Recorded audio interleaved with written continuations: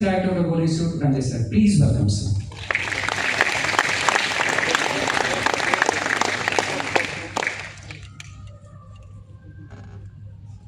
Alright, there is some changes in the sequence. So before calling the name of the student, before calling Assistant Director of the Police Institute, Ranjay sir, I would like to call, we have one of the medicos of the board who had cracked NEET this year by scoring more than 600 marks or 720 NEET 2025 is none other than, put your hands together, give a big round of applause for Aditya Dhanraj.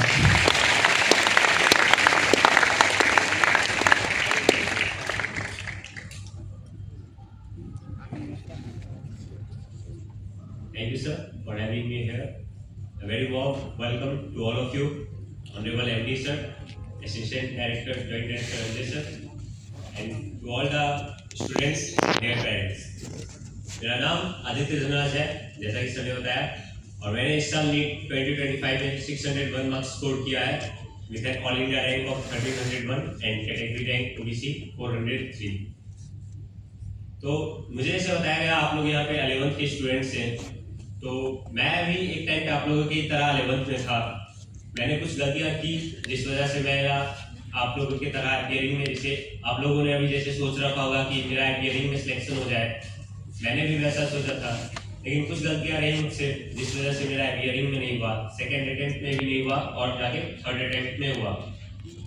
तो मुझे काफ़ी experience है इस चीज़ का कि NEET कैसे नहीं होगा.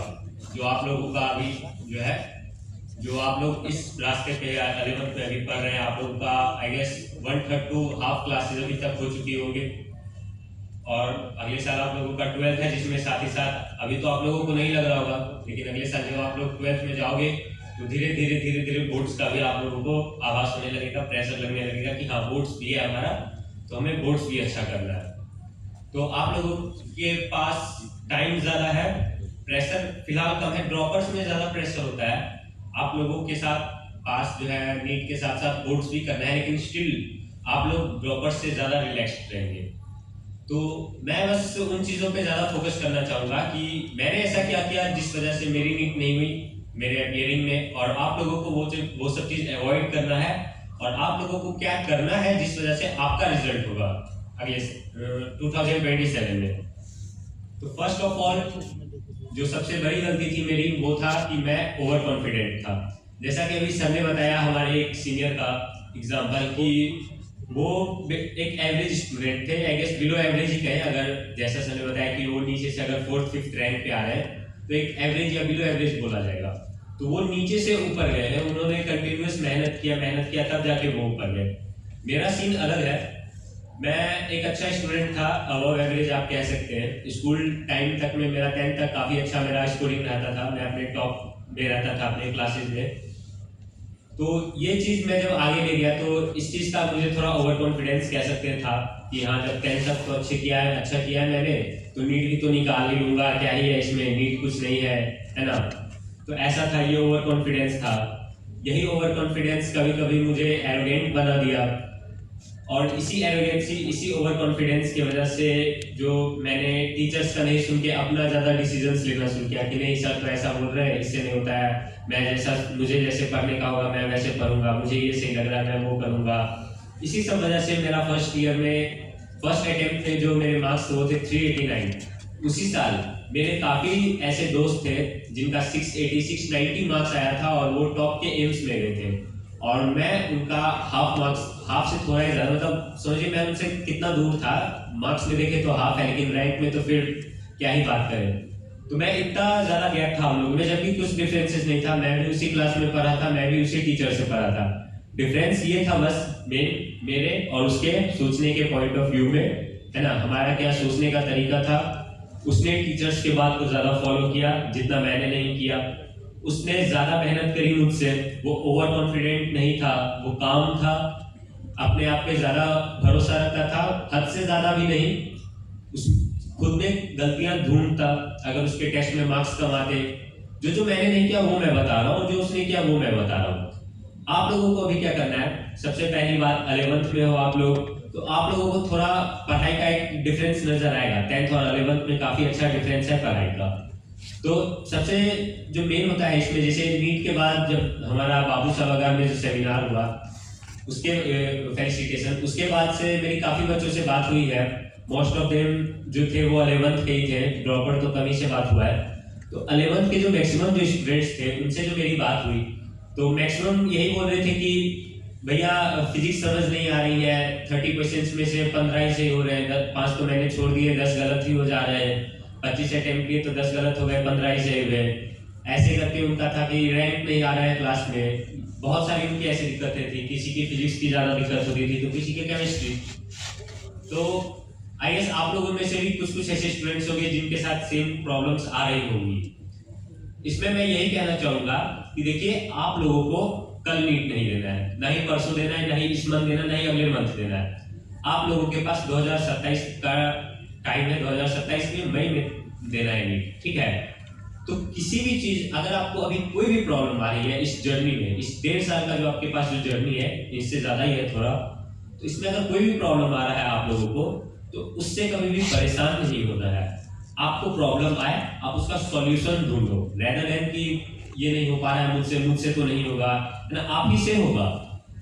जैसा कि एग्जांपल तो सर ने नहीं दिया ना कि एक बिलो एवरेज स्टूडेंट कैसे जो है नीट क्रैक करता है, वो भी डीएमसीएस जैसे एक अच्छे कॉलेज में जाके। बिहार का आईएएस 5th या 4th या 5th बेस्ट कॉलेज में आता है डीएमसीएस, 3rd या 4th में। तो जब वहां तक वो एक एवरेज बच्चा पहुंच सकता है, तो आप लोग क्यों नहीं? तो कैसे इस प्रॉब्लम का सॉल्यूशन आएगा? सबसे पहले आप लोगों को रखना रहेगा पेशेंस। आपसे गलतियां हो रही है, गलतियों को सुधारने में ज्यादा ध्यान देना होता है, ना कि गलतियों को बार बार सोचने पे और उसको अपने आप को याद करने पे। गलतियां बार बार आप सोचने पे ओवर थिंक करने लगोगे, आपको सेल्फ डाउट में वो बदल जाएगा। फिर आपको लगेगा यार मेरे दोस्त का इतना मार्क्स आ रहा है, यार क्लास के टॉपर का तो नहीं हो रहा है गलती, मेरा ज्यादा गलती हो रहा है, तो वो मुझसे अच्छा कर रहा है। ऐसे ही धीरे धीरे आप रेस से बाहर निकल जाओगे। और जैसा कि संजय बताया कि फाउंडेशन के 1/3 बच्चे ही हैं यहाँ पे 11th के, तो मैं ये मान के ही चल रहा हूँ कि ऑलमोस्ट आप लोग सारे सिंसियर हैं, सीरियस है अपने प्रिपरेशन को लेके। अगर आप लोग इतने सिंसियर हैं, सीरियस हैं, तो अभी यहाँ पे बैठे हुए, तो आप लोगों के लिए ही मैं ये बात बोल रहा हूँ कि आप लोगों को सीरियस के साथ साथ सिंसियर भी होना है। ना सिंसियर वाला सीरियस होना है, ना कि प्रेशर कुकर वाला सीरियस, ठीक ना, सिंसियर वाला सीरियस होना है। यानी आपको जितना पढ़ाया जाए क्लास में उसको तो अच्छे से पढ़ना है। क्लास के बाद ही आपको रूम पे आके फ्रेश होना है, आधा घंटा का ब्रेक लो, फ्रेश हो, और उसके बाद जो सबसे पहला काम करना होता है वो होता है क्लास नोट्स का रिवीजन करना, जो कि मैंने नहीं किया था। इस वजह से मेरे चैप्टर्स इकट्ठा होते गए, टेस्ट आता था तब याद आता था, अरे ये भी चैप्टर पढ़ना है, वो भी चैप्टर पढ़ना है, ये भी रिवाइज करना है, इसका क्वेश्चंस बाकी है, ये बैकलॉग, वो बैकलॉग। इस सब से अगर आपको बचना है तो आपको अभी से सब कुछ करते चलना रहेगा। छोटे छोटे स्टेप्स लेना है, स्मॉल स्टेप्स लेके ही आप बिग चेंजेस कर सकते हो, है ना। अगर आपको टेस्ट में 30 आउट ऑफ 30 क्वेश्चन सही करना है, 28 आउट ऑफ 30 क्वेश्चन सही करना है, तो आप 15 से 28 एक बार में नहीं जा सकते हो। 15 से 16, 17, 19 ऐसे करके बढ़ा जाता है, तब जाके वो आप 28 के मार्जिन पे पहुंचोगे, समझे ना। तो वो सोचो, आपको एक टेस्ट में अगर आपको बस ज्यादा नहीं, आप लोगों के पास इनफ टेस्ट है। गोल में जो सबसे बेहतरीन जो मुझे ये टेस्ट लगा इस बार जो मैंने पढ़ा है, मुझे इससे पहले गोल के बारे में पता नहीं था। जब मैंने इस बार जब गोल के बारे में जाना था लास्ट ईयर, तो मुझे सबसे ज्यादा जो अट्रैक्ट की थी वो थी यहाँ की टेस्ट सीरीज। यार इतने टेस्ट हमारे हो रहे हैं ऑल ओवर इंडिया में, इतने टेस्ट मुझे नहीं लगता है कहीं पे हो रहे हैं जितना गोल में हमारे हो रहे हैं। तो आपके पास इतना इनफ टेस्ट है कि आप लोग अगर हर टेस्ट में एक एक क्वेश्चन भी सही करने लग जाओ ना ज्यादा, तो आप लोग आराम से नीट तक 180 का जो है आराम से वो टच कर लोगे मार्जिन जो आप लोग रखते हो कि हाँ 720 लाना है। इस बार के पेपर को नहीं ध्यान दो, पेपर टफ आया, आप लोगों को मेहनत ज्यादा करनी है, लेकिन गोल अभी भी वही रखना है। अगर इस बार 686 लाया है रैंक 1 ने, तो आप भी ला सकते हो। उसने जैसा बताया कि उसे सेटिस्फैक्शन नहीं रही उसके मार्क्स से, थोड़ा और वो सही कर सकता था। ऑब्वियस है वो 686 लाके अगर बोल रहा है कि वो और सही कर सकता, मतलब वो और नंबर सोच रहा था, तो आप क्यों नहीं सोच सकते हो? इर्रिस्पेक्टिव ऑफ टफ पेपर है तो फिर आपको उस हिसाब से पढ़ाया भी तो जा रहा है। टीचर्स, ऐसा तो नहीं है कि वो पेपर टीचर्स के लिए टफ था, और वो पेपर उतना भी टफ नहीं था कि नीट नहीं निकाला जा सकता था। पेपर नीट जो काफी बच्चों का रहा, वो इस मेंटलिटी की वजह से रहा कि उन्होंने वैसा पेपर ज्यादा देखा नहीं था, या अचानक से वैसा टफ क्वेश्चन देख के वो अपने उसी टाइम स्ट्रेटजी को जो उन्हें बताया गया उसे वो अप्लाई नहीं कर पाए। तो आप लोगों को इसी चीज पे ध्यान देना है। मैं सही बताऊं तो मैंने हमारा बहुत सारा सेमिनार हुआ, गोल्ड विलेज में मैं था इस साल, तो वहाँ पे हमारा बहुत सारा सेमिनार हुआ, काफ़ी बार सर से भी बात हुई, हमारे MD sir, honourable MD sir से, रंजय सर से काफ़ी बार हमारी बात हुई। तो काफ़ी बार बात हुई, मुझे सारी बातें तो याद नहीं रहती, लेकिन कब कौन सी बात अचानक से याद आ जाए ये बहुत इंपॉर्टेंट होता है। यही मेन फायदा होता है आपके किसी सीनियर से बात करने का, किसी टीचर से बात करने का, कि कब उनकी कौन सी बात आपको याद आ जाए। जैसे मुझे जो एक एमडी सर का जो बात था, जिसकी वजह से जो मैं आज यहाँ पे हूँ, वो ये था कि क्वेश्चंस छोड़ने के लिए भी होता है, क्वेश्चंस छोड़ने आना चाहिए, ठीक ना। ये ऐसा हुआ था कि गोल्ड विलेज में हमारे कुछ ज़्यादा टफ क्वेश्चंस आने लगे थे मार्च अप्रैल के टाइम में। तो हम लोगों के कुछ स्टूडेंट्स के ग्रुप ने एप्लीकेशन लिखा, तो हम लोगों ने सर से बात की कि सर ऐसे ऐसे है, टफ क्वेश्चंस आ रहे हैं, नीट में तो ऐसा क्वेश्चंस कभी नहीं पूछता है, और अभी सर क्या ही फायदा है, मार्च अप्रैल आ गया, हम लोगों को तो एनसीईआरटी बेस ज़्यादा पढ़ना चाहिए रेदर देन ये टफ क्वेश्चंस करने से। तो सर ने बोला कि देखो सारे क्वेश्चंस नहीं बनाने होते, मैं ये आपको इसलिए दे रहा हूँ ताकि आप क्वेश्चंस को फिल्टर करना सीखो कि कब कौन सा क्वेश्चन बनाना है और कब कौन सा क्वेश्चन छोड़ना होता है। तो जब मैं फिजिक्स अटेम्प्ट करने गया तो फर्स्ट क्वेश्चन ही इतना ना ज़्यादा, क्योंकि आप लोगों को अभी उतना आइडिया लगेगा नहीं क्वेश्चन देख के कि टफ है इजी है ना। आप लोगों को वो क्वेश्चन नॉर्मल क्वेश्चन की तरह दिखेगा, आप लोग अभी पढ़ने वाले जर्नी में हो, क्वेश्चन धीरे धीरे बनाओगे तब आप लोगों को टफ समझ में आएगा। लेकिन मेरा तो वो फेज हो चुका था, तो मुझे देखते ही समझ आ गया। मैंने इतने क्वेश्चंस किए थे गोल में कि क्वेश्चंस देखते विदिन 30 सेकेंड्स मुझे इतना पता चल रहा था उसका प्रोसेस क्या है और मुझे कितना टाइम लगने वाला है उस क्वेश्चन में। ये स्ट्रेटजी जब ये चीज जब मेरे अंदर आ गई थी, तब जाके मतलब ये चीज आना जरूरी है, ठीक है ना। तो यही चीज मेरे अंदर आ गया था। मैंने बहुत सारे क्वेश्चंस प्रैक्टिस किए थे गोल्ड विलेज में, बहुत सारे हमारे टेस्ट हुए थे, साथ ही साथ सरप्राइज टेस्ट होते थे, एडिशनल हम लोगों को क्वेश्चंस जो दिया जाता था, मॉड्यूल्स के क्वेश्चंस, काफी मॉड्यूल्स में जैसे आपके 5 एक्सरसाइजेस हैं तो इनफ क्वेश्चंस है वहां पे। तो जब आप इतने क्वेश्चंस करोगे तो आपको आइडिया लग जाएगा कि हाँ क्वेश्चंस पढ़ते ही कि इसका प्रोसेस क्या होने वाला है, इसमें कितना टाइम लगने वाला है, स्टेप वाइज आपके माइंड में ना वो छप जाता है। तो वैसा ही मेरे साथ हुआ। तो जैसे मैंने क्वेश्चन देखा, फर्स्ट क्वेश्चन मैंने उसे पूरा पढ़ा भी नहीं, मुझे समझ में आ गया हाँ ये लेंथी है, मुझे 4-5 मिनट लगने वाला है। मुझे तुरंत से एमडी सर की बात याद है कि कुछ क्वेश्चंस छोड़ने वाले भी होते हैं, अगर मैं उसे अटेम्प्ट करने जाता तो शायद से आज मैं यहाँ पे नहीं होता आप लोगों के सामने आपको ऐसा गाइडेंस देते हुए। तो वही सब बात है, इसीलिए सेमिनार्स, टीचर्स का गाइडेंस, उनसे कंसल्ट करना, आपके मेंटर्स जो आपको मिलेंगे उनसे बातचीत करते रहना, अपने प्रॉब्लम्स को शेयर करना, ये बहुत इंपॉर्टेंट होता है। कब किसकी कौन सी बात आपको हिट कर जाए, याद आ जाए और वो आपका कितना फायदा कर जाए। जैसे एमडी सर की वो बात मुझे सिर्फ इतना फायदा कर गई कि अब आज मुझे एक एम्स का सीट मिलने वाला, मैं कुछ सालों बाद मैं एम्स का डॉक्टर कहलाने वाला हूँ। तो इससे बड़ी बात एक मेडिको के लिए और क्या हो सकता है कि वो एक एम्स का डॉक्टर कहलाएगा, है ना। हम लोगों का ड्रीम है, जब हम लोग 10th के बाद हम लोग जब पढ़ाई शुरू करना चाहते हैं, पढ़ाई शुरू करते हैं नीट की, तो हम लोगों का ड्रीम होता है कि यार एक दिन मेरे नाम के साथ डॉक्टर लगे और ब्रैकेट में मैं एम्स लिख सकूं कि हाँ मैंने यहाँ से एम्स से एमबीबीएस किया है, और होपफुली मैं ऐसे ही आगे पढ़ाई, और आप लोगों भी अगर ऐसे ही पढ़ाई कंटिन्यू करेंगे तो आगे की डिग्रियां भी जो आपकी एमएस एमडी होती है वो एम्स से ही हो। तो वो जो टैग होता है ना वो मुझे मिला है। तो आप लोगों को भी इसी चीज को लेकर पढ़ते रहना है, आगे बढ़ते रहना है। तो जैसा कि सबसे पहला मैंने बताया था कि आप लोगों को रखना रहेगा पेशेंस, ठीक ना। क्वेश्चंस नहीं बन रहे कोई प्रॉब्लम नहीं है, कोई जल्दबाजी नहीं है, आप लोगों को कल परसों में नीट नहीं देना है। नहीं बन रहे अगले दिन आओ टीचर से बात करो, नहीं बने तो पहले तो आप नोट्स पढ़ो, नोट्स में आपके रहते हैं वो, ठीक ना। आपके नोट्स में वो थ्योरी रहेगा, आपके मॉड्यूल्स में वो एग्जांपल्स रहेगा।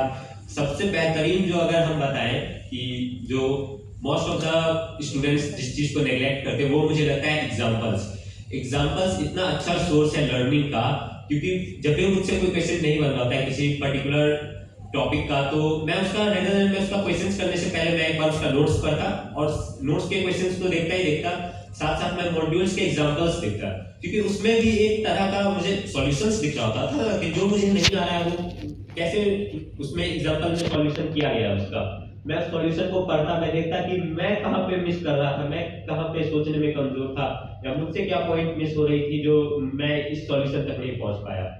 तो वो चीज होता है एग्जांपल। तो आप लोगों को एग्जांपल्स का बहुत अच्छे से हेल्प लेना चाहिए। नोट्स हो गए, एग्जांपल्स हो गए, आपका यहाँ तक क्वेश्चंस बन जाना चाहिए। अगर फिर भी आप लोगों को दिक्कत हो रही है तो आपके पास टीचर्स हैं, आप लोगों ने अच्छा खासा अमाउंट पे किया है इस गोल्ड इंस्टीट्यूट में पढ़ने के लिए, इस कोचिंग में पढ़ने के लिए, तो उसका फुल यूज कीजिए। आप लोगों के पास डाउट काउंटर है, आप लोग उसका यूज कीजिए। टीचर्स आए आपके पास, जाके उनसे कंसल्ट करिए, आपका कैसे क्वेश्चन नहीं होगा? वही टीचर्स जो है हम लोगों को पढ़ा के जब कॉलेज भेज रहे हैं तो आपको क्यों नहीं भेज सकते हैं? ठीक, सबसे पहला तो यही था पेशेंस। और ये जो मैं बात मैं कर रहा हूँ ये था ट्रस्ट इशू पे। आजकल के बच्चों में मैं देख रहा हूँ, आजकल के जो हमारे जनरेशन के जो स्टूडेंट्स हैं उनमें ट्रस्ट इशू बहुत ज्यादा होता है। मतलब भरोसा नहीं हो पाता है किसी भी एक चीज पे, लॉन्ग टर्म ट्रस्ट नहीं बिल्ड हो पाता है आप लोगों में कि कैसे मैं मानूं कि हाँ मेरा मीट हो जाएगा, यही से होगा। अगर आपको थोड़ा भी लग रहा है किसी भी टीचर पे डाउट या कहीं पे भी डाउट आपको आ रहा है कि सर मुझे लग नहीं रहा है कि मेरा इस बार नहीं होगा, या सर अच्छा से नहीं पढ़ा रहे हैं तो मुझे लग रहा है कि मेरा ये चैप्टर खराब रह जाएगा, आपको ऐसा लग रहा है, आप एक बार कंसल्ट करिए आपके जो एकेडमिक हेड होंगे वहाँ पे, ठीक ना। आप अपने टीचर से ही बात करिए अगर आपको खुद पे से डाउट आ रहा है, ठीक ना, कि सर मेरा हो नहीं पा रहा, मुझे लग नहीं रहा है कि मेरा इस बार नहीं होगा, या मेरे टेस्ट में कम मार्क्स आ रहे हैं, टीचर से बात करिए। सब हर चीज, हर प्रॉब्लम का एक सॉल्यूशन होता है, ठीक ना। आप लोगों को बस अप्रोच करना होगा, आप लोगों को आगे बढ़ना होगा, क्योंकि टीचर्स का कोशिश रहता है कि वो पर्सनली हर एक स्टूडेंट पे ध्यान दे पाए, लेकिन जब इस क्लास में 70, 80, 100 स्टूडेंट्स रहते हैं तो कुछ ना कुछ उनसे मिस हो ही जाता है। तो वही चीज आप लोगों को पूरा करना है कि उनसे अगर वो मिस हो रहा है तो आप लोगों को आगे बढ़ना चाहिए कि हाँ सर मुझ पे थोड़ा ध्यान दीजिए, मुझसे ये चीज नहीं हो रहा है, मुझसे वो नहीं हो रहा है, आप लोगों को इस पे ध्यान देना होता है। दूसरी चीज मैं बताना चाहूंगा, पढ़ाई में जो आप लोगों को अभी से करनी है, एनसीईआरटी आप लोगों के पास ड्रॉपर और 12th वालों से बहुत ज्यादा टाइम है, अभी से शुरू कर दीजिए। मैंने इधर रिसेंटली गोल विलेज में जाके भी वहाँ पे मैंने कुछ स्टूडेंट से बात की, वहाँ पे मैं सेम बात बोला कि आप लोगों को अभी से एनसीईआरटी पढ़नी है। और जब मैं एनसीईआरटी बोल रहा होता हूँ तो मैक्सिमम बच्चों के दिमाग में बायो की एनसीईआरटी आते हैं, कुछ के दिमाग में केमिस्ट्री की भी आती है, फिजिक्स तो लगता है सब भूल ही गए कि फिजिक्स की भी एनसीईआरटी होती है, तो नहीं, फिजिक्स की भी एनसीईआरटी है। आपके पास 4 बुक्स है फिजिक्स की, 2 पार्ट 1, 2 पार्ट 2, एक 11th एक 12th, ऐसे करके आपको उसकी भी एनसीईआरटी पढ़नी है। एनसीईआरटी में तीनों सब्जेक्ट्स आते हैं, सिर्फ बायो की एनसीईआरटी पढ़ के नीट नहीं होगा आपका। बायो की एनसीईआरटी पढ़ के आप बायो में अच्छा स्कोर कर लोगे, फिजिक्स में आप नोट्स से अच्छा कर लोगे, लेकिन आपको टॉप करना है, आपके पास टाइम है, आपको सिर्फ नीट क्लियर नहीं करना है, आपको अच्छा रैंक भी लाना है। सीट तो पहले सिक्योर करना है ही, वो तो क्लास से आपका हो जाएगा, अच्छे से आप क्लास करिए, लेकिन अगर आपको रैंक लाना है, मेरे जैसे इस पोडियम पे जो है नेक्स्ट 2 इयर्स में आपको आना है, आप चाह रहे हो कि अगर आप 2027 में आप भी यहाँ पे आओ, तो आपको जो 3 चीजें जो मस्ट है वो है, सबसे पहले कि क्लास नोट्स करो, टीचर्स की एकदम अच्छे से फॉलो करो टीचर्स को, ठीक है।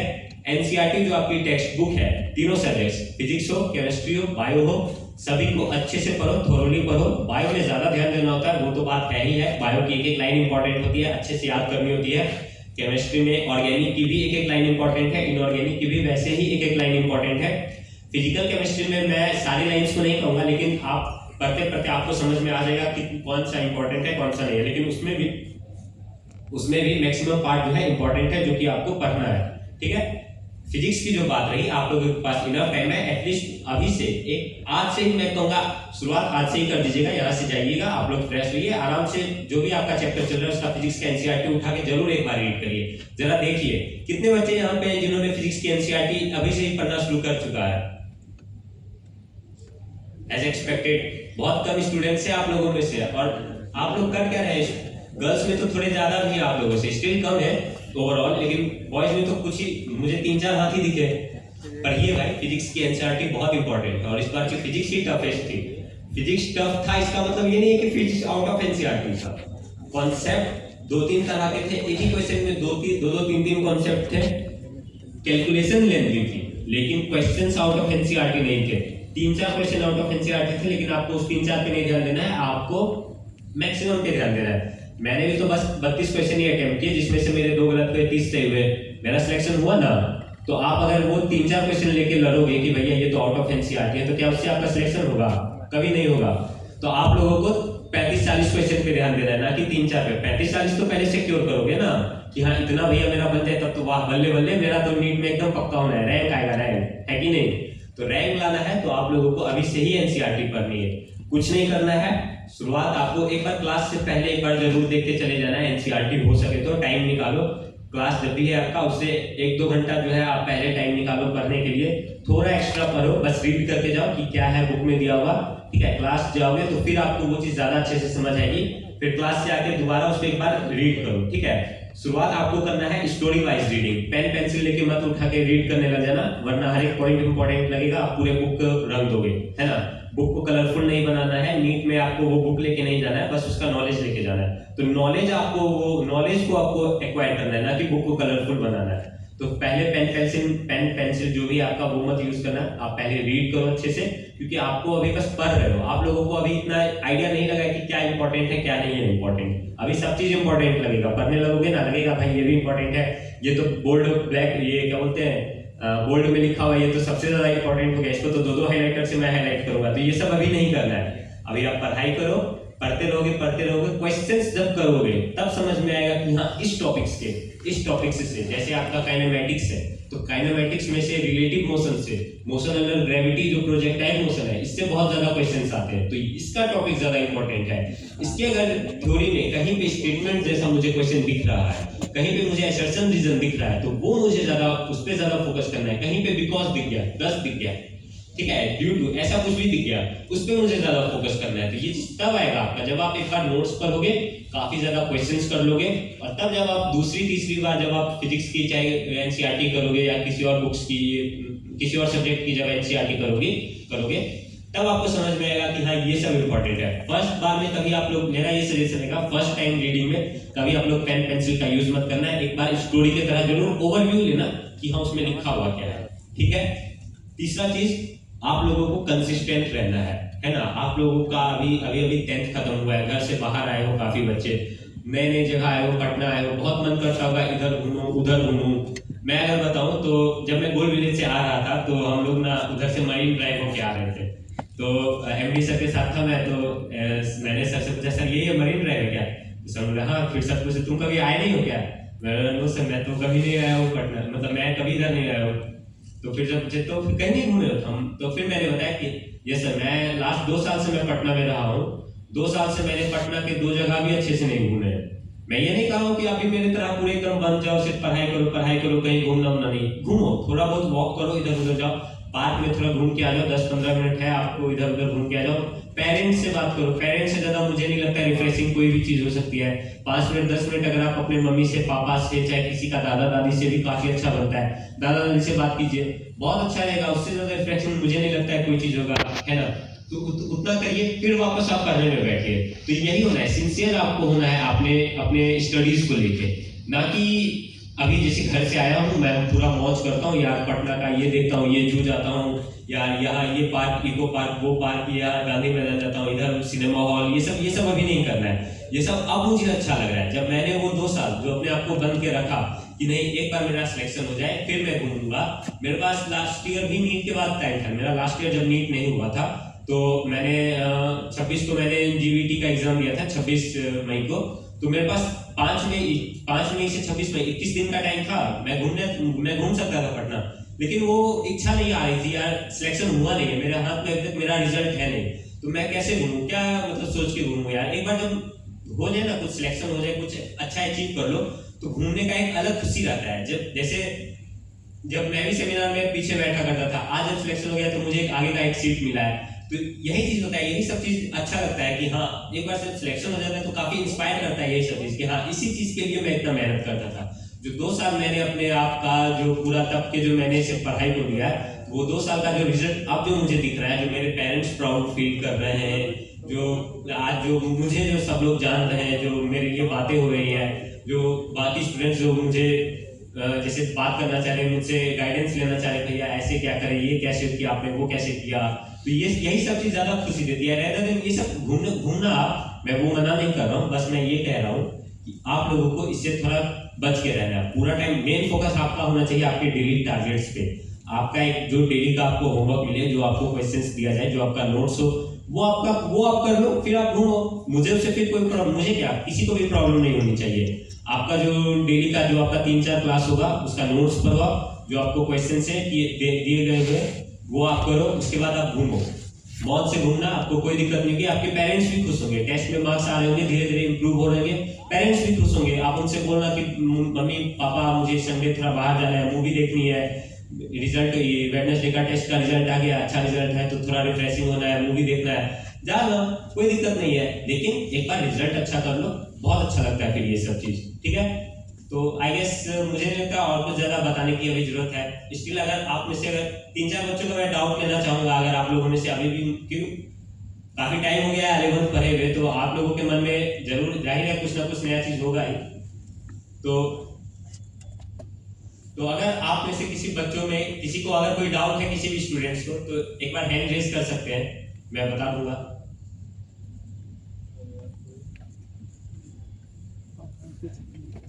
किसी को कोई डाउट नहीं है?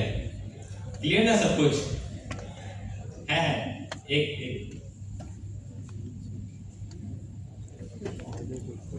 देखो सोच लो, अगर कुछ भी ऐसा लगे, है ना। एक चीज और, हाँ पेरेंट्स पे है ना, तो मैं पेरेंट्स के लिए एक चीज जरूर कहना चाहूंगा, जो कि मैंने पटना वाले फेलिसिटेशन में तो मैं भूल गया था, लेकिन रांची वाले में मैंने बताया था। और हाँ एक और चीज, एक सजेशन था, मैं भूल गया था, अभी अच्छे से याद है। हमारे यहाँ गोल के इस बार जो रैंक 1 आए थे, जो मतलब जो गोल के जो टॉपर है शुभजीत, आप लोगों को उसका इंटरव्यू जरूर देखना चाहिए। वो मैं भले आपका रोल मॉडल ना बोलूं, इंस्पिरेशन ना बोलूं, शुभजीत जरूर बनना चाहिए। क्यों मैं ऐसा क्यों कह रहा हूँ? क्योंकि वो भी आप ही लोगों की तरह अपीयरिंग में निकाला है, आप ही लोगों की तरह लास्ट 2 साल पहले वो 11th में था, इस साल उसने 12th बोर्ड दिया, आई गेस 99 या 98 पॉइंट कुछ परसेंटेज है उसका 12th में। साथ ही साथ उसने नीट में 630 मार्क्स स्कोर किया है। गोल के यूट्यूब चैनल पे आप जाना, उसका इंटरव्यू है एमडी सर के साथ, आप लोग एक बार जरूर उसको देखना, है ना, सीखना। अगर आपको उससे कुछ भी चीज लगे कि हाँ जब वो 630 मार्क्स आके ऑल इंडिया रैंक 251 अचीव कर सकता है, तो आप लोग क्यों नहीं कर सकते हो, है कि नहीं? तो एक बार जरूर वो चीज देख लेना, ठीक है? ये मेरा एक पर्सनल सजेशन रहेगा आप लोगों के लिए। भैया मेरा क्वेश्चन था, बैकलॉग कैसे सॉर्ट आउट करें? बैकलॉग शुरू हो गए ना? कब से पढ़ाई चल रहा है आप लोगों का? क्लास कब से चल रहा है? आई थिंक अप्रैल से। अप्रैल से अभी मई हुआ, 3 मंथ में बैकलॉग हो गए, क्या कर रहे थे? चलो ठीक है, कोई बात नहीं, वो होता है प्रॉब्लम से कुछ ना कुछ इसका पर्सनल प्रॉब्लम होगा या जो भी प्रॉब्लम रहा हो। बैकलॉग्स का सबसे पहले तो हाँ ये अच्छा सवाल है, देखो हंसना नहीं है, बहुत अच्छा सवाल है, क्योंकि 12th में जो रिजल्ट खराब करता है वो होता है एक बैकलॉग भी उसका मेन रीजन है। सबसे पहले जो इसमें जो मेन जो आप लोगों को ध्यान में रखना है कि बैकलॉग की वजह से करंट सिलेबस कभी भी खराब नहीं होना चाहिए। ये नहीं कि मेरा अगर ये चैप्टर छूट गया तो मैं उस पर पूरा ध्यान दे दूं और जो मेरा क्लास चल रहा है 3-4 जो मेरे चैप्टर्स चल रहे हैं वो मैं गुरगोबर करूं, नहीं, इसको कभी भी खराब नहीं करना है। आपको सबसे पहले जैसा मैंने बताया कि क्लास से आओ, क्लास के नोट्स आज जैसे आपका अभी शेड्यूल कैसा होना चाहिए, आप क्लास से आए, हाथ मुंह धोइए, फ्रेश होइए, नाश्ता जो भी करना है कीजिए, फिर थोड़ा इधर उधर टहल लीजिए, तुरंत से पढ़ने बैठिए। आपको सबसे पहले आज का टास्क पूरा करना है। आज का टास्क आपका क्या होना चाहिए? क्लास के नोट्स कर लो, जो भी क्वेश्चंस मिले वो कर लो, अगर कुछ रिवीजन करना है वो कर लो, तब जाके आपको बैकलॉग के लिए कम से कम, अभी तो आपका कम बैकलॉग होगा तो आप लोगों को 1 घंटा इनफ रहेगा पर डे के बेसिस पे। 1 घंटा आप टाइम दीजिए बैकलॉग के लिए, ठीक है? 1 आवर इज इनफ, ठीक है? ये 1 आवर आप टाइम दीजिए। कभी भी बैकलॉग को प्रायोरिटाइज नहीं करना है करंट सिलेबस के अकॉर्डिंग, ठीक ना? करंट सिलेबस के कंपैरिजन में बैकलॉग कभी भी बड़ा नहीं होना चाहिए। ये नहीं कि मैं बैकलॉग करने लग जाऊं और करंट सिलेबस खराब है, क्योंकि अगर अभी का सिलेबस खराब हो ना तो वो कल का आपका बैकलॉग हो जाएगा, ठीक ना? तो करंट हमेशा अच्छा होना चाहिए, करंट हमेशा सही से चलना चाहिए। अगर आप मान लो अगर आपका कितना ही बैकलॉग हुआ, 2 चैप्टर 3 चैप्टर, ठीक है, अगर आप छोड़ भी दो अभी, ठीक ना, सिर्फ आज से ये ध्यान में रखो कि अभी से जो मेरा चल रहा है करंट चैप्टर, उसमें मैं एक क्वेश्चन भी नहीं बैकलॉग होने दूंगा। मतलब कुछ क्वेश्चन तो छूटेंगे, कहने का मतलब मैं एक क्लास नहीं छोड़ूंगा, सारे क्लासेस करूंगा, ठीक ना? मैं एक चीज उसका अच्छे से करूंगा, जितने मुझे क्लास में क्वेश्चंस दिए जाएंगे सर द्वारा मैं वो करूंगा। पीवाईक्यूज मैं बताना भूल गया, पीवाईक्यूज बहुत अहम रोल होता है। पीवाईक्यूज आप लोगों को रिपीटेड टाइम्स करना है। मैंने आई गेस 3 to 4 टाइम्स किए होंगे लास्ट 37 इयर्स के पीवाईक्यूज, आप लोगों को भी करना ही चाहिए। अभी से जैसे चैप्टर्स आप लोग का होते जाए, पहले तो मॉड्यूल के क्वेश्चंस लगाना, एक बार मॉड्यूल के क्वेश्चंस लगा के आप लोगों के कॉन्सेप्ट जब क्लियर हो जाए तब जाके पीवाईक्यूज लगाना, डायरेक्ट पीवाईक्यूज पे नहीं जाना। और मॉड्यूल के क्वेश्चंस ऐसा नहीं करना कि 500 एक्सरसाइज अभी से ही लगाने लग जाओ। सभी चैप्टर एक चैप्टर हो गया आप लोगों का काइनेमेटिक्स यानी मोशन इन 1D, तो आप लोग मोशन इन 1D के जो है सभी 500 एक्सरसाइज जब तक लगेंगे नहीं तब तक मैं मोशन इन 2D के क्वेश्चंस नहीं लगाऊंगा। ऐसा नहीं करना है, आप लोगों को सीक्वेंस वाइज चलने के साथ साथ स्मार्टली पढ़ना है। 100% करने से अच्छा है 80, 70, 80% सभी का करो। किसी 5-6 चैप्टर का 100% करने से अच्छा है आप 70-80% जो है सभी का कर लो, ऑल चैप्टर्स का, वो आपको ज्यादा मार्क्स दिलाएगा रेदर देन वो 5 चैप्टर्स का 100%, समझे। तो जो आपका जो बेसिक जो एक्सरसाइज होगा, जो आपका एनसीईआरटी बेस्ड एक्सरसाइज होगा और नीट पीवाईक्यूज होगा, ठीक ना, और जो एक कॉन्सेप्चुअल क्वेश्चंस होगा, उस 3 एक्सरसाइज को करना, वैसा वाला एक्सरसाइज को, ठीक है। फिर आपको जेईई मेंस को अभी नहीं छूना है, जेईई मेंस जब आपका ये तीनों हो जाए, नीट पीवाईक्यूज और अच्छे से लगा लेना है, फिर चैप्टर 2 करना है, जो अगला चैप्टर आपका हो रहा हो, तब जाके जब एक और बार जब दोबारा आपको फिर वापस से पीवाईक्यूज करना है, ठीक ना। पीवाईक्यूज कम से कम जब 2 बार कर लो ना नीट के, तब जाके जेईई मेंस को करना। जेईई मेंस कुछ अलग नहीं है, वो कुछ हार्ड नहीं होता है, थोड़ा सा बस कैलकुलेशन लेंदी रहता है और कुछ एक आधे कॉन्सेप्ट्स में अच्छे थे, एक आधा ही, अगर 20 क्वेश्चंस में लगाऊं तो मैं कहूंगा 1-2 क्वेश्चन के ही कॉन्सेप्ट ऐसे होंगे जो नीट से थोड़े से हटके होंगे, वो भी आपके पढ़ के बन जाएंगे, क्योंकि बस आपको थोड़ा सा अलग सोचना रहेगा, ठीक ना। तो जेईई मेंस भी आपको वैसा कुछ डर नहीं बैठाना है, आप लोगों से आराम से बनेंगे, मक्खन की तरह बनेगा, ठीक ना। तो मैं वही बता रहा था कि क्वेश्चंस आपको करने हैं, ठीक है, क्लास के बाद सभी क्वेश्चंस करने में बैठ जाना, 70-80% जरूर करना जो बेसिक्स आपके हैं, और पीवाईक्यूज पे ध्यान देना, ठीक है। अभी से ही अगर आप सोच लो कि मेरे अभी से आज के दिन से मैं कोई बैकलॉग नहीं रहने दूंगा, तो क्या लगता है आपको फिर कभी बैकलॉग होगा? बैकलॉग तो आपके नेग्लिजेंस की वजह से ही होगा। आप लोग नए पटना में, जैसा मैंने बताया कि जब उधर घूमने पे ज्यादा टाइम दे रहे होंगे, दोस्त ने बोला चलो चाय पी के आते हैं यहाँ पे, चलो चाय पी के आ रहे हैं। चाय पीने में खराबी नहीं है, लेकिन वो अगर आपका 10 मिनट का ब्रेक है या 1 घंटे का ब्रेक है, ये दिक्कत है, ठीक है। चाय पीना कभी दिक्कत नहीं, यार कोई भी ब्रेक लेना कभी खराब नहीं है, डिपेंड करता है वो ब्रेक का टाइम कितना है और आप तुरंत से पढ़ने बैठ, मतलब आप पढ़ने कब बैठ रहे हो दोबारा, ठीक ना, ये चीज ज्यादा इंपॉर्टेंट है, ठीक ना। और एक और भी है, जैसे एक ऑन एन एवरेज टाइम कितना होना चाहिए, एक दिन में हमको इतना पढ़ना है, कोई बोलता है 8 घंटे पढ़ लो, कोई 10 घंटे। तो मैंने बताया ना कि आपको प्रेशर नहीं लेना है, सबसे पहले काम होके पढ़ना है, आराम से पढ़ना है, आपका धीरे धीरे आपका वो बढ़ेगा। ये एक इसका मैं बताऊं, एक फिक्स आंसर हो ही नहीं सकता है कि मुझे कितने देर पढ़ना चाहिए। अभी आपका 11th है, अभी आपका सिलेबस कम है, तो आपको कम टाइम में आपका पढ़ाई हो जाएगा। अभी जैसा मैं बताऊं, अगर आप सिंसियरली 6 से 7 घंटे अगर दो अभी के टाइम में, आपका इनफ पढ़ाई होगा, वो अभी के टाइम में 6 से 7 घंटे आप लोगों का अच्छा खासा पढ़ाई हो जाएगा। लेकिन जैसे जैसे आपका सिलेबस बढ़ते जाएगा, आपको रिवीजन, जैसे अगर आपके अभी तक 1-2-3 चैप्टर तो कंप्लीट हो जाने चाहिए पर सब्जेक्ट आपके 2-3 चैप्टर तो हो गए होंगे, मिनिमम 2 तो हो गए होंगे। तो अब आपका रिवीजन का टाइम आ रहा है, आप लोगों को टेस्ट के हिसाब से तो रिवीजन करना है ही है। कभी अगर आपको लग रहा है कि मैं ये चीज भूल रहा हूं, तो आपको फिर भी रिवीजन करना है, ज्यादा टाइम नहीं लगेगा, 3-4 घंटे लगेंगे, एक साथ नहीं देना है, थोड़ा तोड़ के दे सकते हो, आज थोड़ा किया, फिर थोड़ा कर लिया, थोड़ा परसों किया, ठीक ना, ऐसे ऐसे करके टाइम बढ़ाना है। तो इसका कोई स्ट्रिक्ट आंसर नहीं है कि 12 घंटे ही अभी से ही पढ़ो, 14 घंटे ही अभी से पढ़ो। भाई आपके पास अभी उतना मटेरियल ही नहीं है पढ़ने को, तो अभी आपका जितना देर में पढ़ाई हो जा रहा है उतना पढ़ाई करो, ठीक है। बाकी का टाइम रिवीजन में डालो, ठीक ना। रिवीजन भी हो जा रहा है तो फिर आपके पास पूरा टाइम जो बच रहा है उसमें आप एंजॉय करो, कोई दिक्कत नहीं है आपको, ठीक ना। लेकिन जैसे जैसे आपका सिलेबस आगे बढ़े, आपको स्टडी आवर्स बढ़ाना रहेगा। 10 to 12 आवर्स अभी के लिए मिनिमम है, ठीक ना, क्योंकि कॉम्पिटिशन बढ़ रहा है, क्वेश्चन टफ आने लगे हैं, तो आप लोगों को 10 to 12 आवर्स देना ही पड़ेगा अभी से, ठीक है। आपने जैसे बोला था कि एनसीईआरटी फिजिक्स का पढ़ना भी इम्पोर्टेंट है, तो हम एनसीईआरटी करते हैं फिजिक्स का, पर जैसे कि हम लोगों का अभी 2-3 चैप्टर कंप्लीट हो गया, तो फिजिक्स का जब first chapter unit and dimension, तो उसके जब हम क्वेश्चन बनाने जाते हैं, तो I feel like that most of the questions are unnecessary, और like so I don't feel, मतलब हमको नहीं लगता कि वो कितना इफेक्टिव है एनसीईआरटी का क्वेश्चन सॉल्व करना। तो हमको, मतलब आप अगर उस बारे में कुछ बताना चाहिए तो। हाँ, ये चीज मुझसे छूट गया था। मैं अभी जैसा आप लोगों को बताया, आप लोगों को मैंने अभी बोला भी था, मैंने अभी एनसीईआरटी की जब मैं फिजिक्स का बता रहा था, तो मैंने कभी भी क्वेश्चंस के लिए अभी नहीं बोला था। आप लोगों को अच्छा आपने पूछ लिया, ये क्वेश्चंस के लिए जैसे मैं बता दूं, एनसीईआरटी के क्वेश्चंस थोड़े लेंथी होते हैं, काफी अच्छे लेवल के क्वेश्चंस होते हैं, उसका कैलकुलेशन थोड़ा ज्यादा होता है। अभी जैसे आपने यूनिट डायमेंशन ही करना शुरू किया, जैसे जैसे आप और आगे बढ़ोगे तो आपको और आगे अच्छा और चैप्टर्स का दिखेगा, ठीक ना। तो क्वेश्चंस अभी आपको नहीं लगाने हैं, पहले तो आपको आपके नोट्स के मॉड्यूल्स के क्वेश्चंस अच्छे से लगा लेने हैं, ठीक है। पीवाईक्यूज कर लोगे ना, जब आप इतना कर लोगे ना, तो आपका एक लेवल बन जाएगा, ठीक ना। और इतना करने के बाद आपको समझ भी आने लगेगा कि कौन सा क्वेश्चन आपके हिसाब से, मतलब तो एनसीईआरटी ना, एनसीईआरटी 11-12 के हिसाब से बनाई गई है, ना कि नीट और जेईई के हिसाब से। नीट जेईई एनसीईआरटी को फॉलो करते हैं, ना कि एनसीईआरटी नीट जेईई को, ठीक है। तो ये चीज आपको समझनी होगी। वही एनसीईआरटी जेईई एडवांस वाला भी पढ़ रहा है, वही एनसीईआरटी नीट वाला भी स्टूडेंट पढ़ रहा है। दोनों में डिफरेंस, दोनों के एग्जाम में काफी डिफरेंसेस है, ठीक ना। तो आपको ब्लाइंडली एनसीईआरटी पे अप्रोच नहीं करना है। मैंने अभी क्या बताया, आपको सिर्फ थ्योरी पे ज्यादा फोकस करना है, ठीक है। कम से कम 2-3 बार थ्योरी पढ़ो, और जब आप क्वेश्चंस कर लोगे नोट्स के, मॉड्यूल्स के, पीवाईक्यूज के, तब आपको काफी आइडिया लग जाएगा कि इस चैप्टर से कैसा क्वेश्चंस आता है, कैसा क्वेश्चन हमारे नीट में पूछा गया है, पिछले पहले कैसा पूछा जाता था, अब कैसा पूछा जा रहा है, आगे क्या पूछा जा सकता है। टीचर्स और मॉड्यूल्स इसीलिए बने होते हैं ताकि आपको एक आइडिया लग सके कि आपको किस तरह के क्वेश्चंस करने होते हैं, है ना।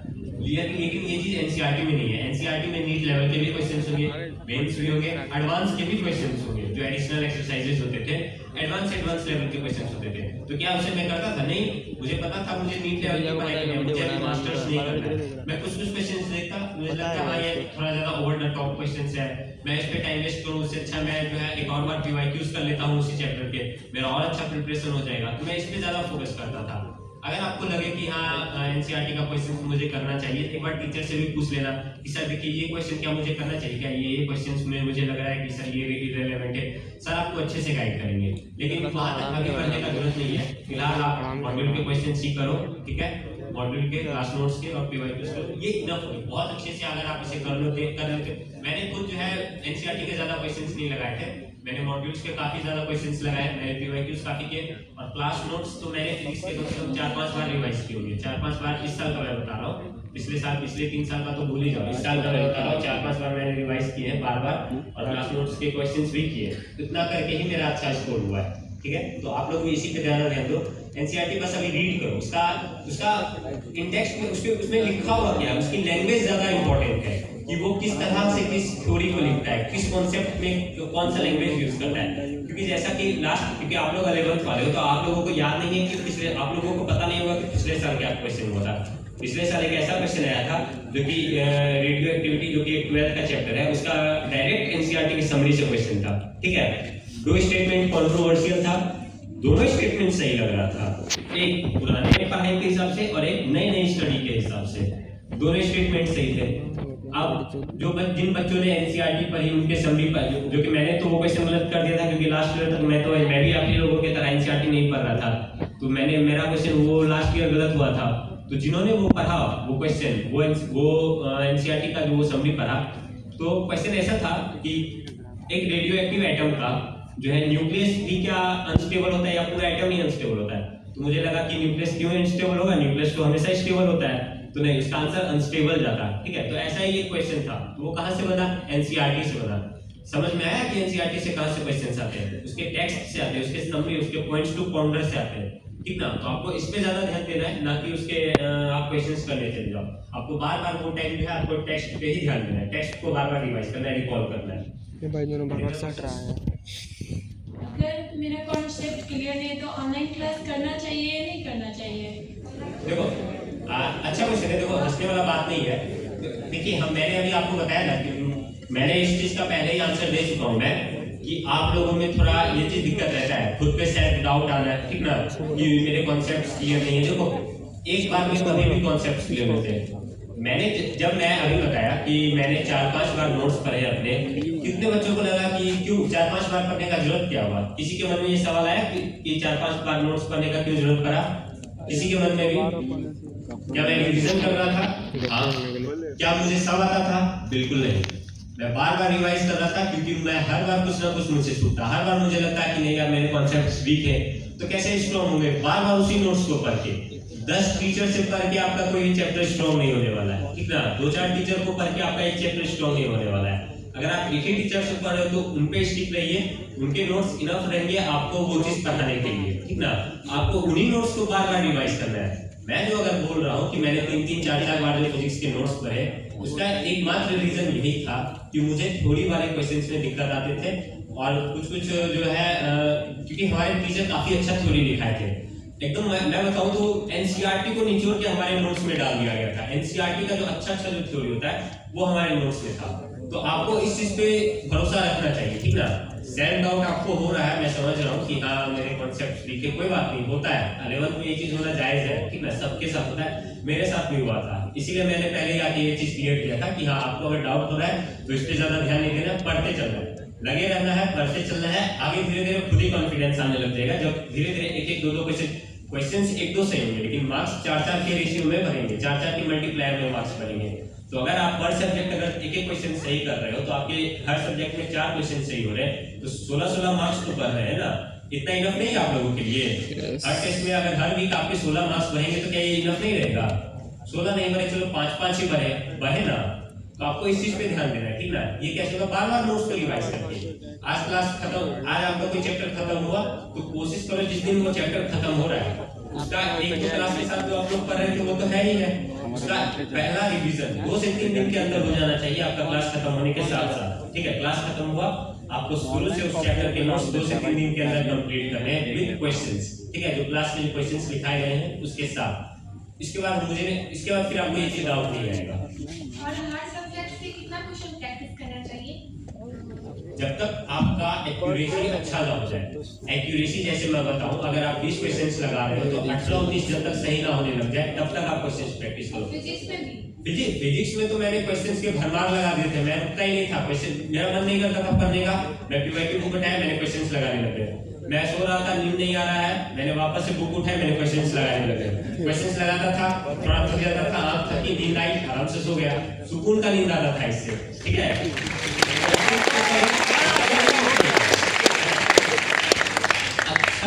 अच्छा चीज याद आ गया मुझे इससे, मिस्टेक कॉपी।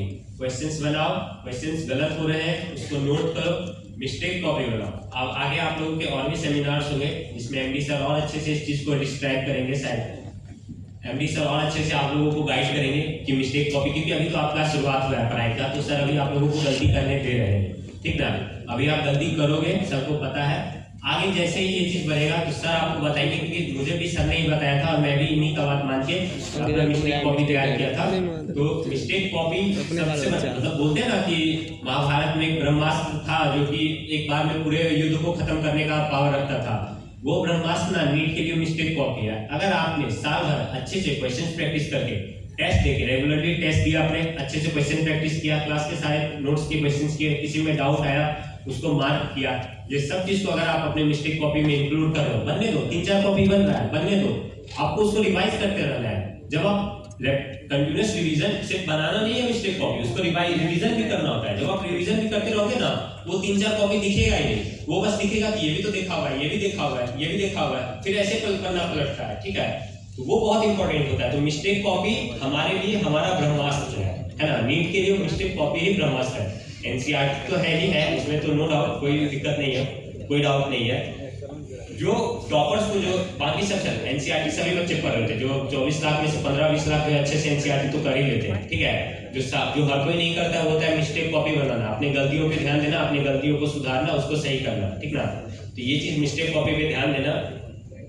आगे अगर फिर कभी मौका मिलेगा तो बता दूंगा, बाकी सर तो है ही आप लोगों को गाइड करने के लिए। ठीक ना, कभी-कभी स्टूडेंट्स के साथ ऐसा होता है, मतलब हम ये नहीं बोल रहे कि मेरे साथ ऐसा हुआ है, लेकिन कभी-कभी पेरेंट्स के प्रेशर में आके या फिर रिलेटिव्स के प्रेशर में आके स्टूडेंट्स को चाहिए होता है कोई और स्ट्रीम, लेकिन वो बाय प्रेशर वो बायो लेते हैं। तो उस वक्त तो अपना पर्सनल इंटरेस्ट नहीं होता उनका, तो फिर उस वक्त इंटरेस्ट जगाने के लिए क्या करना चाहिए? आपके साथ है कैसा आपका प्रॉब्लम? बात सही है, बात सही है। आपके इंटरेस्ट, आपके साथ ऐसा दिक्कत है क्या कि आपको बायो में इंटरेस्ट नहीं है? हाँ, थोड़ा सा। कोई बात नहीं। अगर आप लोगों में किसी में भी ऐसा लगता है कि यार पढ़ने का मन नहीं हो रहा है या मुझे इसमें इंटरेस्ट नहीं आ रहा है, तो इंटरेस्ट कैसे जगाना है? चीजों को विजुअलाइज करो। हर चीजें विजुअलाइज नहीं की जा सकती है, उसको rather than उसको पैसिवली करने से उसको एक्टिवली पढ़ो। पैसिवली क्या होता है? रटाफिकेशन, कि मैं बार-बार रट रहा हूँ, ये हो गया पैसिव रीडिंग। ठीक ना, रटाफिकेशन नहीं करना है, उसको एक्टिवली पढ़ना है, एंजॉय करना है। अगर आप बायो कर रहे हो, एनिमल किंगडम, भाई देखो आप उन सभी जानवर को देख रहे हो जो आप जैसे सिर्फ सुनते थे कि हाँ ऐसा ऐसा होता है, बुक्स में आप उसके बारे में जान रहे हो। तो ये चीज कैसे, मुझे नहीं लगता ये चीज कैसे इंटरेस्टिंग नहीं होगी किसी भी जानवर के बारे में, उसके इंटरनल्स के बारे में जानने के लिए, सब लोड उसके बारे में जानने के लिए, है ना, कैसे के बारे में। और अगर फिर भी आपको ऐसा लग रहा है तो आप उतना ही पढ़ो जब तक आपका मन हो रहा है। ठीक है, जैसे आप पढ़ने बैठे अभी, आपके लिए पर्सनल सजेशन, या अगर किसी और के भी साथ ऐसा दिक्कत है, आप अभी जैसे मान लो पढ़ने बैठे, ठीक है, पढ़ रहे हो, आपका 15 मिनट बाद जो है मन नहीं लग रहा है, इधर उधर 15 मिनट आपने पढ़ा, इधर उधर मन कर रहा है, ठीक है, आप उठ जाओ, 2 मिनट इधर उधर घूमो, 2 मिनट से 5 मिनट इधर उधर घूम लो, थोड़ा वॉक कर लो, कहीं से बात घर पे बात करना, कुछ करना इधर उधर कर लो, फोन मत चलाना। पढ़ाई के बीच में जब आपका पढ़ाई का टाइम हो ना तो कभी फोन मत चलाना, क्योंकि फोन जो आपका टाइम खाएगा ना वो कभी लौटा के नहीं देगा, ठीक ना। पढ़ाई आपका टाइम के साथ साथ बहुत चीज आपको लौटा के देता है। जो टाइम आप पढ़ाई में डालोगे ना वो चीज साला 2 साल में डाल देगा, वो चीज आपको क्या रिटर्न में देगा, लेकिन फोन कभी फोन आपको रिटर्न में देगा स्ट्रेस, एंजाइटी, हेडेक, टाइमर लगा और माँ-बाप की तारीफ, ठीक है। तो इसके अलावा मुझे नहीं लगता और कुछ फोन रिटर्न में देता है, ठीक है।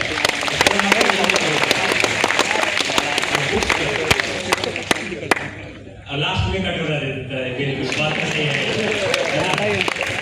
और मेरा खुद का भाई भी यहाँ आया हुआ है, तो मैं जरूर ये चीज यहाँ पे बताना चाहूंगा कि जब मैं बाहर गया था 11th-12th का पढ़ाई करने के लिए, तो मेरे एब्सेंस में इसका स्क्रीन टाइम काफी ज्यादा बढ़ गया था। मैं मम्मी को बोलता, लेकिन ऑब्वियस है छोटा, घर का सबसे छोटा है, तो सप्ताह रात बुलाना प्यारा, ठीक है, कोई इस पर ध्यान नहीं देता है, बच्चा ये देखने दो। लेकिन मुझे पता था नहीं ये इसके लिए दिक्कत करेगी, तो जब मैं वापस आया तो मैंने इस पर स्ट्रिक्ट ध्यान दिया।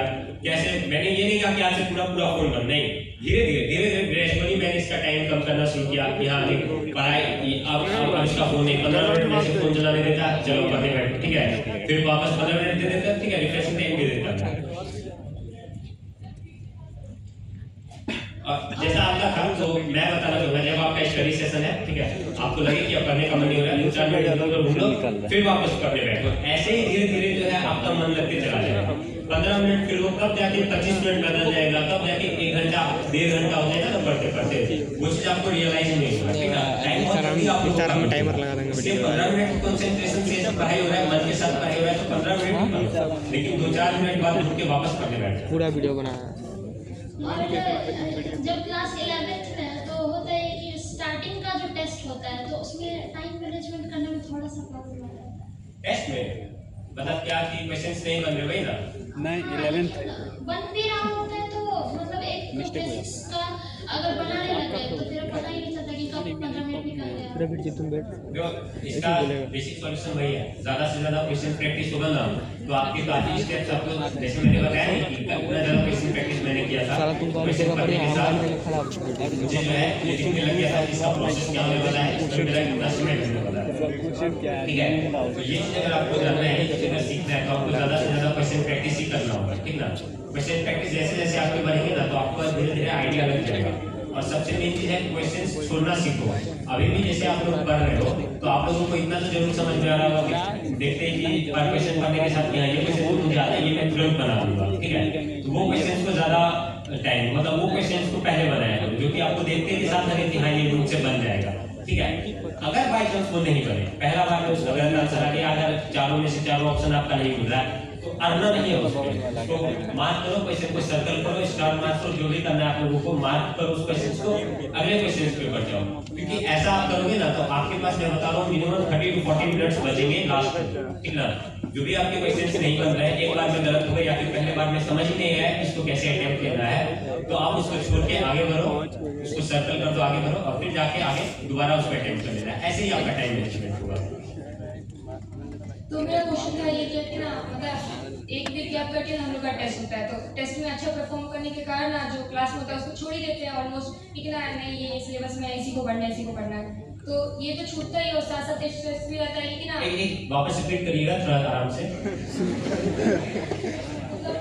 एक वीक गैप करके हम लोग का टेस्ट होता है तो ना टेस्ट में अच्छा परफॉर्म करने के कारण ना हम क्या करते हैं आगे का जो होता है ना उसमें नहीं पढ़ते हैं, जो टेस्ट में सिलेबस वाला वही पढ़ते रहते हैं, वही पढ़ते ताकि टेस्ट में अच्छा मार्क्स आ जाए। लेकिन फिर टेंशन भी होता है कि ये वाला छूट गया तो इस कारण से टेस्ट भी खराब होता है और आगे का तो खराब हो ही जाता है। तो क्योंकि एक हफ्ता तक पढ़ नहीं रहे जो क्लास में पढ़ाई हो रहा है तो फिर बैकलॉग हो जाता है ना, तो फिर और मैंने इसी के लिए एक लाइन मैनेज करके चलना इस कारण जो मैंने इसी के लिए एक लाइन बोला था 100% पे अभी फोकस नहीं, 70-80% पे ज्यादा टेस्ट का सिलेबस आपका पूरा नहीं हो रहा है कोई बात नहीं। मैंने पहले भी क्या बताया आप लोगों का करंट सिलेबस हमेशा अच्छा होना चाहिए, मैंने इस चीज का आंसर दे दिया था। आप लोग वापस से मैं रिपीट कर देता हूँ, करंट सिलेबस पे ध्यान दो। टेस्ट आपका है इस वेडनेसडे को, अगले वेडनेसडे को, वो तो है ही है, लेकिन जब तक आपका आज का नोट्स का काम नहीं हो रहा है, ठीक है, आज की क्लास का काम नहीं हो रहा है, आपको उस पर मूव नहीं करना है। टेस्ट में जो भी आपका सिलेबस आ रहा है वो तभी आपका, क्योंकि आज जो आप पढ़ रहे हो वो भी अगले या उसके अगले वेडनेसडे को आने वाला है, ठीक है। अगर आप आज इस चीज को नेगलेक्ट करोगे तो उस टेस्ट में आपको वापस ये चीज प्रॉब्लम देगी, ठीक ना। उससे बचना है तो सबसे पहले आपको क्लास नोट्स में तो ध्यान, डेली का जो मैंने वर्क बताया वो चीज करो आप, बोलने से ठीक नहीं होता है है। क्या? फिर टाइम करना बचाओ, पड़ता है। थोड़ा तेजी में करना, ज्यादा आराम से नहीं करना है, टाइम सेट करके पढ़ाई करना। मुझे 1 घंटे तक ये सब्जेक्ट पढ़ना है प्लीज, इसके बाद मैं स्विच करूंगा दूसरे सब्जेक्ट के ठीक है लिए। भाई। मैं पढ़ते चला जा रहा हूं, वो टकरा कर दिया, ऊपर की तरफ आते ठीक नहीं लग रहा है। मेरी बस 1.5 घंटे ठीक नहीं लग रहा, पीछे में लग रहा है कि मच्छर मारने वाला दवा लगा दिया। ठीक है, और इससे टाइम काफी बचत होगी। भैया जैसे क्लास में सर और मैम मतलब टीचर्स कहते हैं कि क्लास वाह यार, नोट्स कितनी बनाओ, cute है। मैंडेटरी है, और शॉर्ट नोट्स बनाओ, और आप कह रहे हैं कि एनसीईआरटी पढ़ने टाइम सारा पॉइंट सारा लाइन इंपॉर्टेंट ही लगता धर्म है, आधार तो चंद्रमा शॉर्ट नोट्स हमने कैसे प्रिपेयर करें जो आगे नीट में चल के सफिशिएंट मतलब हम लोग को हेल्पफुल लगे। शॉर्ट नोट्स अभी मत बनाने लग जाना, क्योंकि वही बात हो जाता है, अभी सब इंपॉर्टेंट लगेंगे, ठीक है। शॉर्ट नोट्स आपके तभी, शॉर्ट नोट्स में क्या लिखा जाता है, क्वेश्चन बैठा दिया। इंपॉर्टेंट चीजें, ठीक है ना, क्योंकि नीट में ज्यादा आती है वो चीज आपको अभी पता है।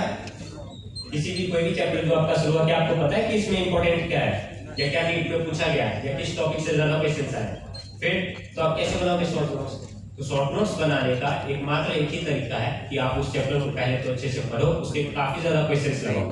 क्वेश्चंस अगर आपके कोई चैप्टर हो गए और उसके आपने क्वेश्चंस लगाए, तो क्या अब आपको पता है कि उस चैप्टर का इंपॉर्टेंट पार्ट क्या है, पता है कि नहीं, कि उस चैप्टर का ये टॉपिक से ज्यादा क्वेश्चंस आता है कि नहीं। जैसे मैं जैसे एग्जांपल दिया था कि मोशन इन 1D का रिलेटिव मोशन से ज्यादा क्वेश्चंस आता है, 2D में जो है प्रोजेक्टाइल से ज्यादा क्वेश्चंस आता है। ये मुझे कैसे पता चला क्वेश्चंस करके, तो जब मुझे ये पता चल जाएगा तब जाके मैं उसका शॉर्ट नोट्स बनाता हूँ, है ना। और शॉर्ट नोट्स में वो चीज इंक्लूड करनी होती है जो कि इंपॉर्टेंट है, साथ ही साथ जो आप ज्यादा भूलते हो, जो आप गलती कर रहे हो, है ना। मिस्टेक कॉपी बनाओगे ना तो वो ऑटोमेटिक भी आपका शॉर्ट नोट्स में भी हेल्प करेगा कि आपको क्या बनाना है, क्या लिखना है। सारी चीजें नहीं लिखनी होती है, फिल्टर करके लिखनी होती है, और वो फिल्टर तभी हो पाएगा आपसे जब आप क्वेश्चन प्रैक्टिस अच्छे से करोगे। तो काफी टाइम ले लिया मैं वापस से फिर कभी आके आप लोगों का नेक्स्ट अगला क्वेश्चन ले लूंगा, ठीक है। तो मैं चाहूंगा कि अब आगे का काम और अच्छे से हो सके, सर लोग आए और आप लोगों को और अच्छे से एडवाइस दे सके, और आगे का जर्नी जो है आप लोगों को समझा सके। तो that's all from my side.